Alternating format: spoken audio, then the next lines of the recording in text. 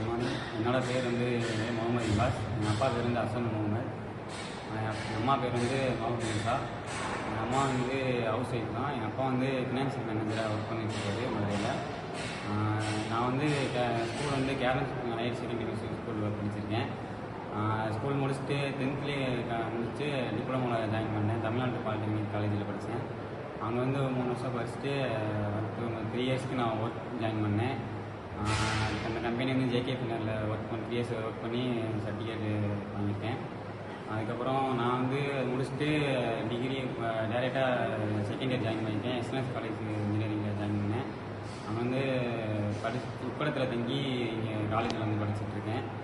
இங்கே வந்து டிப்ளமோவில் final year வந்து என்னோடய ப்ராஜெக்ட் என்னென்னா நேச்சுரல் மெட்டீரியல் டெஸ்டிங் யூஸ் பண்ணி அந்த ப்ராஜெக்ட் முடிச்சுவேன். அதை முடிச்சுட்டு இப்போ சென்னையில் ஒரு ஒர்க்கு அப்ளை பண்ணியிருக்கேன். இதுக்கப்புறம் என்னோட